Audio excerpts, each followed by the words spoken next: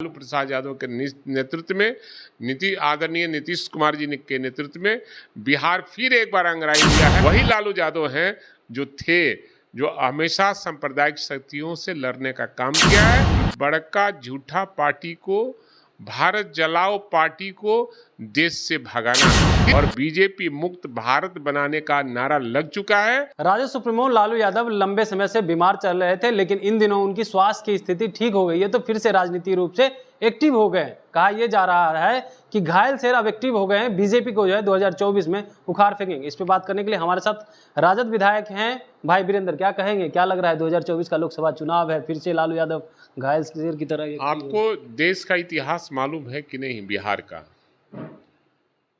देश में 1942 में अंग्रेजों भारत छोड़ो का नारा बिहार से ही शुरू हुआ था, महात्मा गांधी जी के नेतृत्व में चंपारण से। और संपूर्ण क्रांति का नारा बिहार से ही शुरू हुआ था, छात्र आंदोलन शुरू हुआ था। उस समय नेता थे आदरणीय लालू प्रसाद यादव ही, और उन्होंने ही जेपी साहब को कहकर और गांधी मैदान को पूरा फूल करके वहाँ भाषण दिलवाया था। और आगाज हुआ था पूरे देश में, बिहार से ही क्रांति की शुरू हुई थी, संपूर्ण क्रांति की। और आज पूरा देश में विपक्षी एकता को एक मंच पर लाने के लिए हमारे नेता आदरणीय लालू प्रसाद यादव के नेतृत्व में, आदरणीय नीतीश कुमार जी के नेतृत्व में, आदरणीय तेजस्वी यादव के नेतृत्व में और अन्य महागठबंधन के नेताओं के नेतृत्व में यहाँ विपक्षी एकता को एक मंच लाने का प्रयास शुरू हो गया है और सक्सेस भी हुआ है। और पूरे देश में मैसेज गया है कि बड़का झूठा पार्टी को, भारत जलाओ पार्टी को देश से भगाना है। फिर नारा लग गया है, जैसे अंग्रेजों भारत छोड़ो, वैसे बीजेपी गद्दी खाली करो कि जनता आ रही है। और बीजेपी मुक्त भारत बनाने का नारा लग चुका है। और निश्चित रूप से आदरणीय लालू प्रसाद यादव वही लालू यादव हैं जो हमेशा सांप्रदायिक शक्तियों से लड़ने का काम किया है। देश में अगर कोई नाम जानता है आदरणीय लालू प्रसाद यादव को, तो इसी के लिए जाने जाते हैं कि गरीब के मसीहा हैं और सांप्रदायिक शक्तियों से हमेशा लड़ने का यही काम किए हैं। क्या लग रहा है, लालकृष्ण आडवाणी का जिस तरह से रथ रोक पाए थे, तो मोदी का रथ रोक पाएंगे कि नहीं? निश्चित रूप से।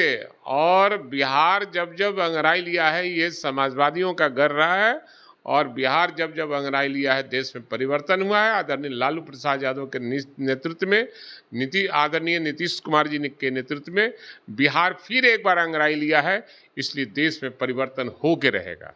मांझी चिराग और मुकेश सहनी जो है बीजेपी में चले गए, तो क्या लग रहा है कि आपका महागठबंधन, उनका जो गठबंधन है, कौन मजबूत होगा 2024 का? सवाल है कि जनता मालिक है। जनता बेरोजगारी से तबाह है, नौजवान तबाह है, देश महंगाई से, किसान परेशान है, उनके उपज का सही दाम नहीं मिल पा रहा है।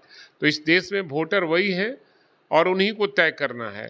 इसलिए वोटर भी तय कर चुके हैं कि भाजपा मुक्त सरकार और भारत बने, और भाजपा को भगाओ और देश बचाओ का नारा लग चुका है। मांझी गए, असर होगा?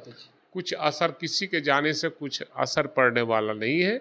जनता, देश की जनता तय कर चुकी है कि भाजपा भगाओ, देश बचाओ। नया जो गठबंधन का नाम रखा गया है पीडीए, बीजेपी इसको कह रही है कि पब्लिक को धोखा देने वाली अलायंस है ये। अब सवाल है कि घबराहट में कुछ बयान दे रहे हैं लोग, तो घबराहट इतनी हो गई है कि सारे नेता बिहार में लैंड कर रहे हैं। और बिहार की जनता तय कर चुकी है और देश की जनता भी तय कर चुकी है। कहीं लैंड करो, तुम्हारे पास पैसा है, लैंड कर रहे हो, आओ जाओ, पिकनिक मनाओ, भागो। जी जरूर। तो आप सुन रहे थे, हमारे साथ थे राजद विधायक भाई वीरेंद्र, जिन्होंने साफ तौर पे कहा है कि जिस तरह से जो है अब महागठबंधन इकट्ठा हो गई है, विपक्षी पार्टी, तमाम जो विपक्ष पार्टी एक मंच पे हो गए हैं, और लालू यादव, नीतीश कुमार जो नेता हैं हमारे, उन्होंने इन तमाम नेताओं को एक मंच पे इकट्ठा करने की कोशिश की है और तमाम नेता एकजुट हो गए। वहीं पे नए गठबंधन का नाम जिस तरह से पीडीए रखा गया है, इसको लेकर के भी उन्होंने कहा है कि बीजेपी अब जो है बौखला गई है, अब कुछ भी बयान दे रही है। तो अभी तक के लिए इतना ही। देखते रहिए इंडिया टॉप न्यूज़। मैं हूँ कमलेश।